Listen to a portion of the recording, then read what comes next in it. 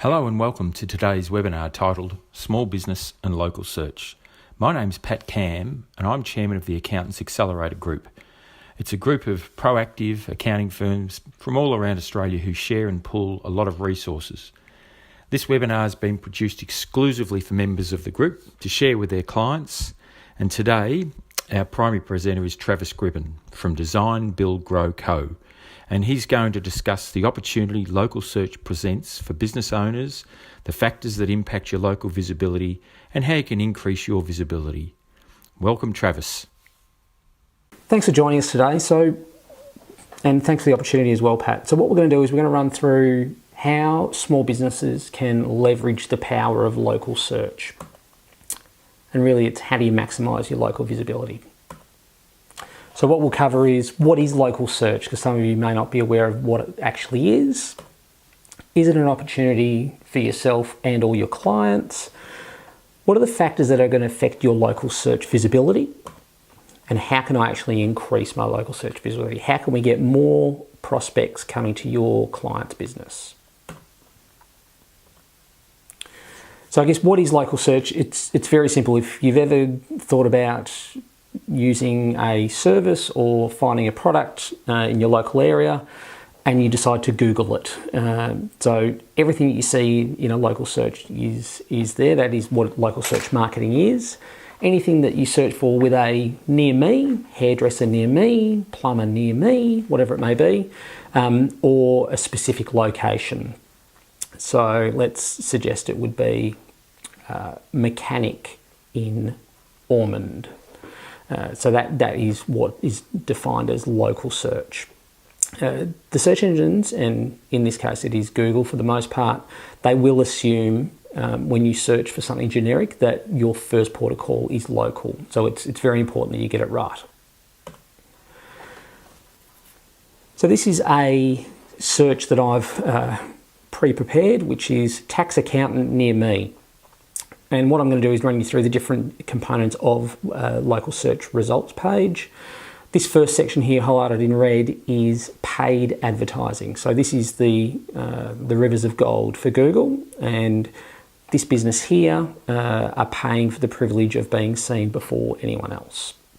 Every time someone clicks on that ad, that accounting firm is paying for the privilege of that click coming to them. The next section, which is just below, which I've highlighted in red, is local maps. This is where you can really start to get into seeing some results in your local search marketing. The local maps there, so I've searched for tax accountant near me. It knows my location at the time that I made the search. So it populates the map with accountants that are specialising in tax, and it shows me where they are based on my proximity. The next section that sits just below that is called the local pack, or the local search content.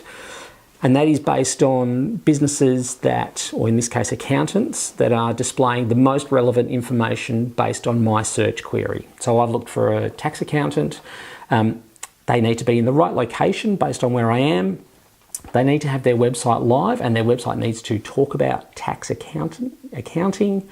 They need to have their opening hours there, because what Google doesn't want to do is send you to a small business or a local business that is about to close based on the time it'll take you to get there.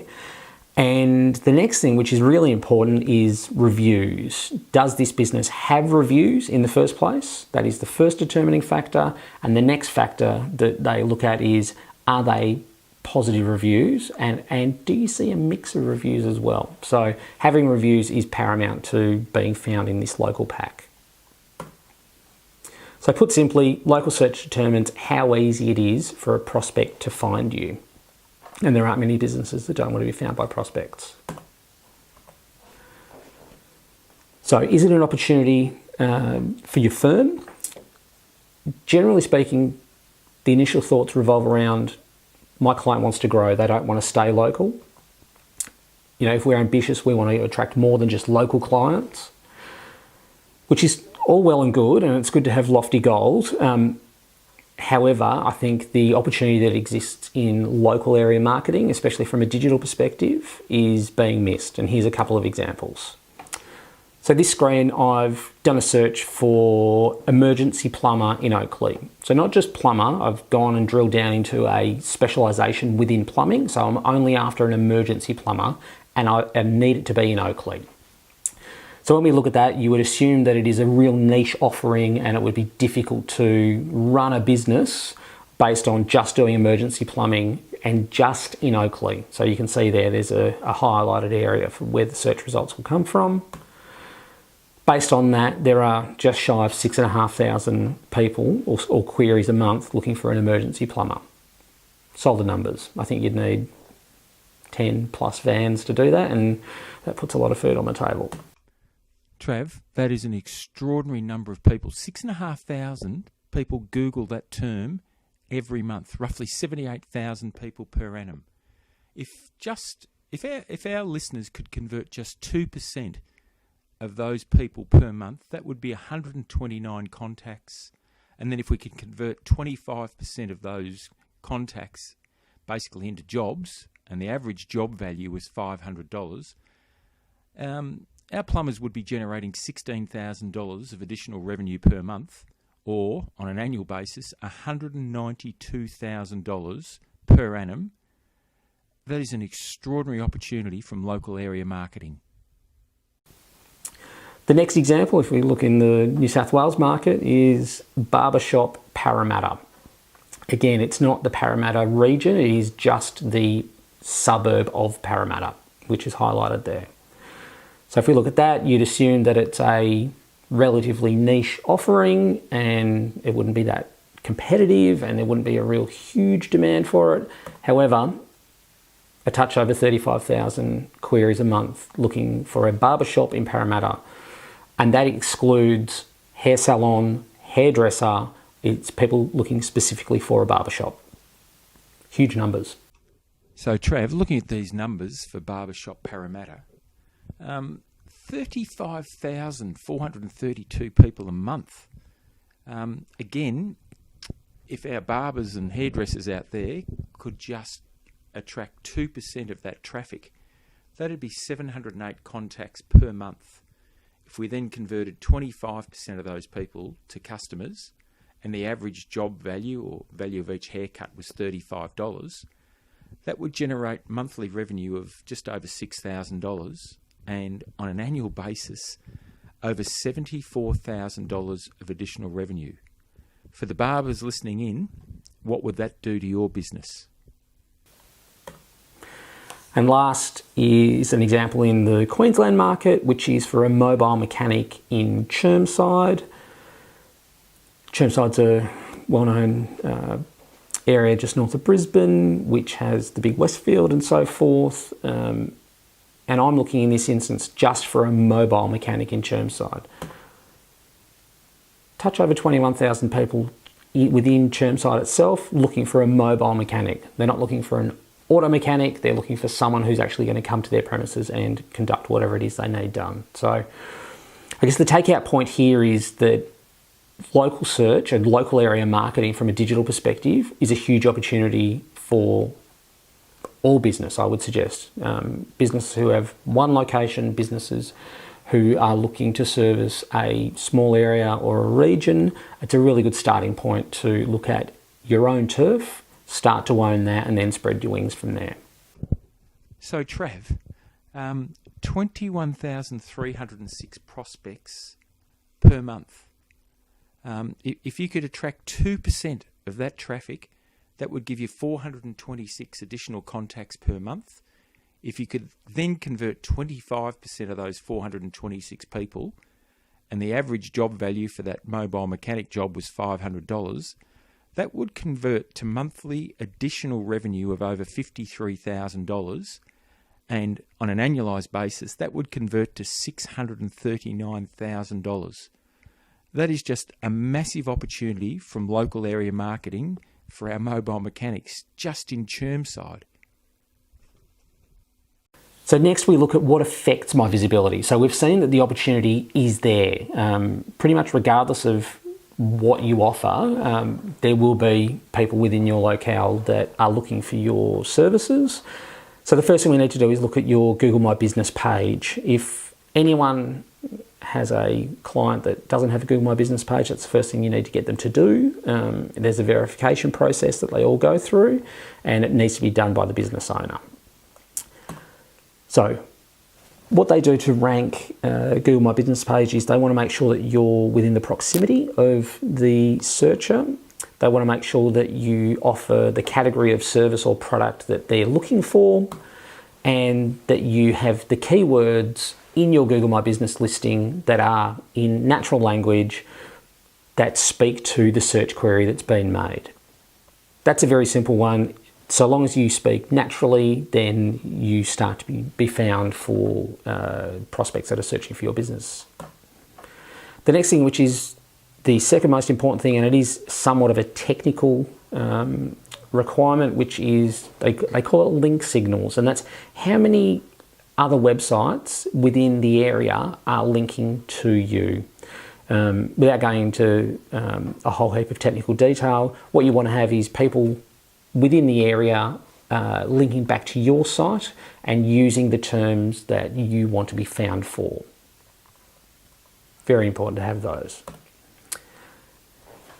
The next thing, which is one thing that small business, for the most part, are either daunted by it or don't see it as being a huge opportunity, is reviews. Reviews are the third-party endorsement that people give you so that other people can see, what level of service you offer. They will consider things like pricing. They'll consider customer service. They'll write a Boolean natural language review, which is a reflection of your business. What you can't do is stop them, so you need to manage them. And what Google looks for is review quantity. Do you have one review? One review is better than none, but it's not as good as, in this instance, 44.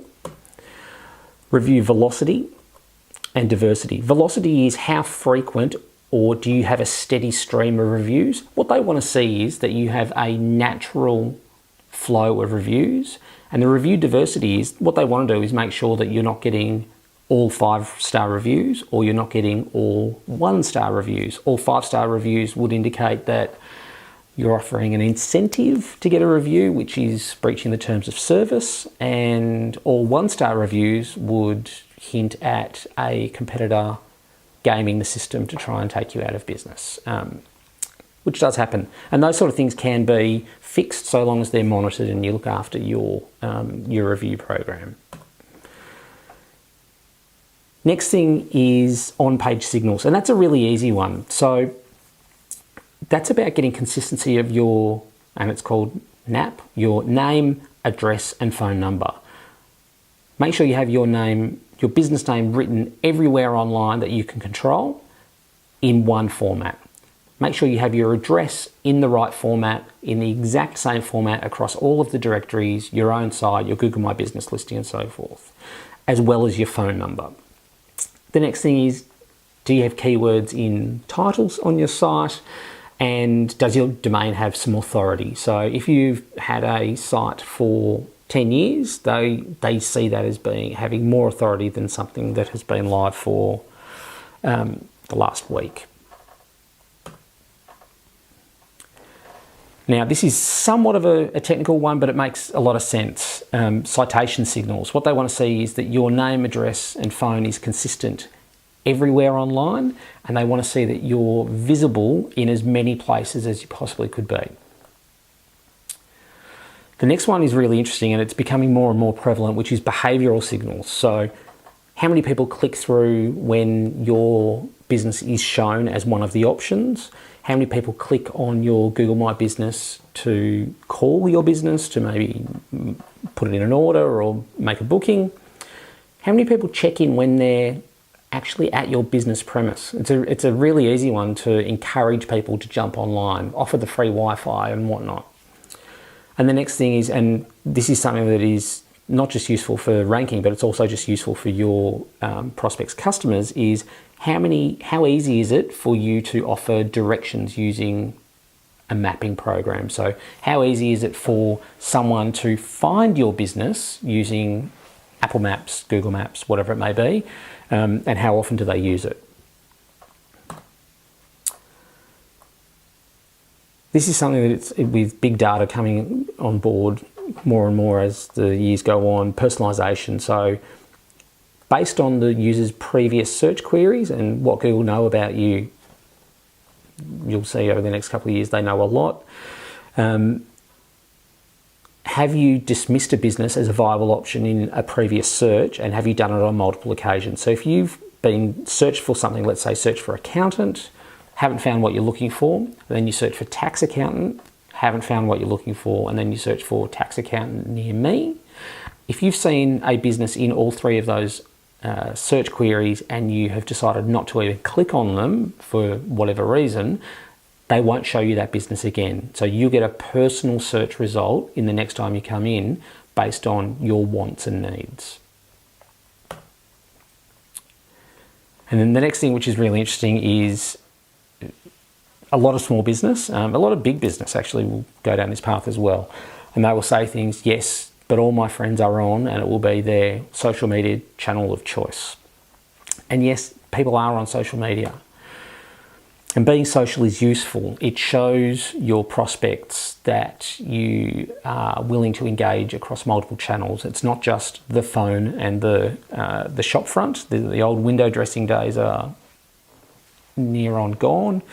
It gives consumers channel of choice. So if they like to have some dialogue with you or see if you have happy customers, what you've done previously through reviews, they'll go through that.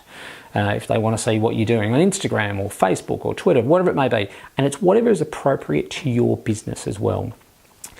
Being social is very useful, but it's not mission critical in a lot of industries. If you look at something like a hair salon, it's a very visual thing. People like to see the before and after. So that's a really good one to be running on Instagram and Facebook because there's a visual component there.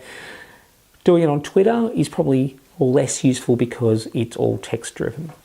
And it's easy to spend a lot of money on social media and not see any return because most people don't track it, and they're doing it just because one of their competitors is doing it.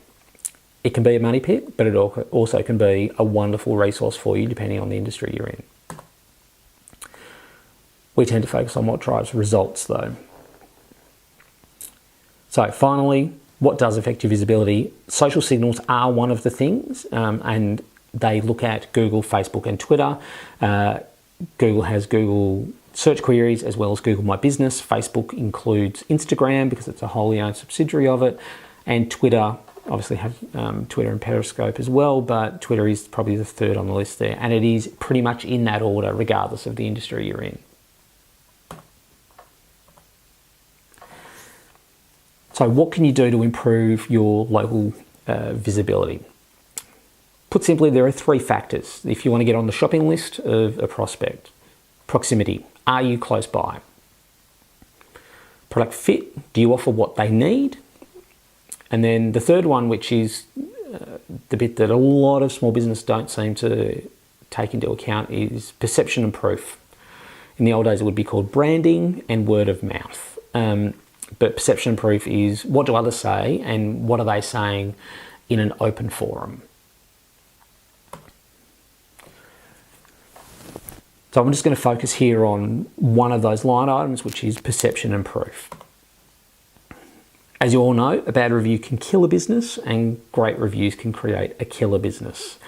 They are becoming more and more important, not just from a search engine ranking factor, but people are taking into account third-party reviews a lot more than they are client testimonials that are sitting on your own website, which are called first-party reviews. Small businesses, for the most part, don't ask for reviews, or they don't know how to handle their reputation online. There tends to be a fear of asking for a review and getting a bad one. But what you need is, you need the feedback so you can actually improve your business. And we've developed a system to help small businesses be able to do that and be able to do it on a really consistent basis. So we've got an automated system for gathering feedback and reviews. What is it?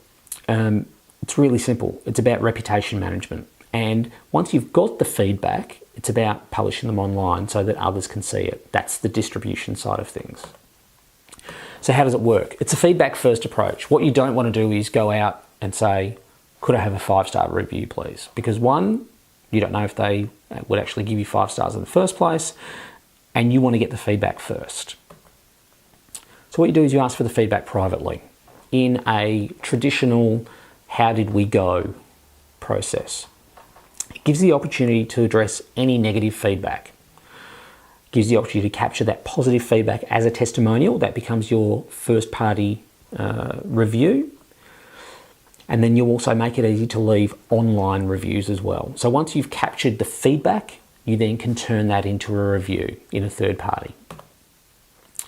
So here's a graphic that we use to demonstrate how that works. So you ask your clients for feedback, and it's a how did we go today?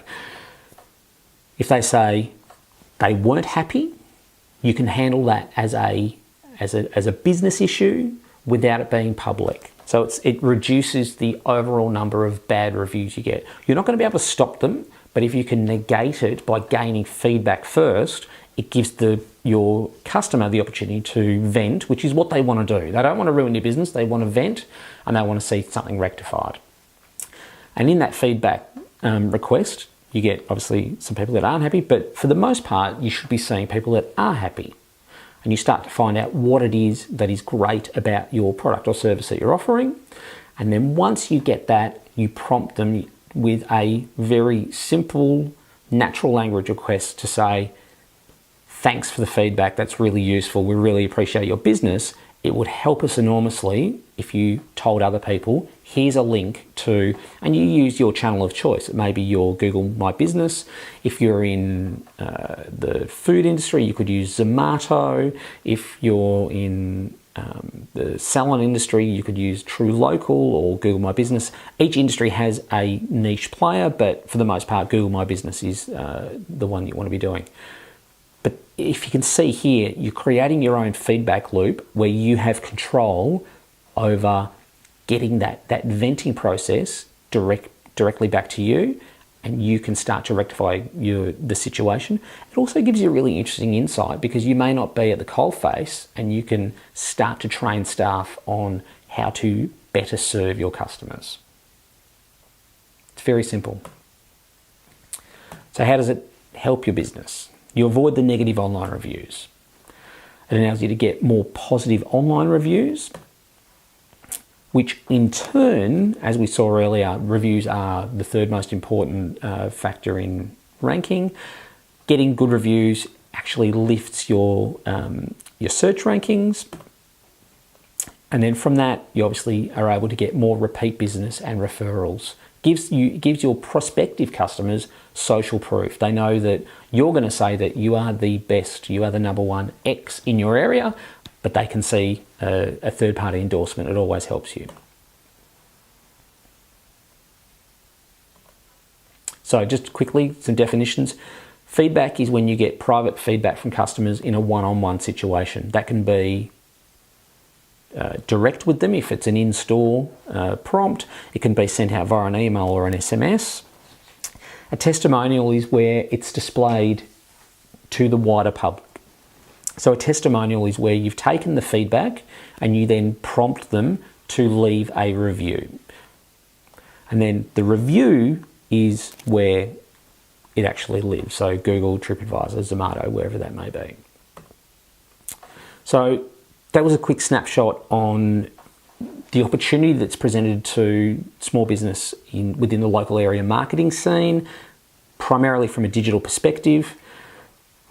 And hopefully you've been able to gain some insights into one of the ways you can help to lift your client's profile, which is through review management. My details are on the screen now. You can go to our website or feel free to drop us an email there. Thank you. Thanks, Trav. That information is absolute marketing gold for businesses that rely on local traffic, such as restaurants, hairdressers, barbers, motor mechanics, plumbers, carpenters and electricians. We hope you found this webinar valuable, and all the member firms of the Accountants Accelerator Group are committed to helping you grow your business, your profits and your wealth. Until next time,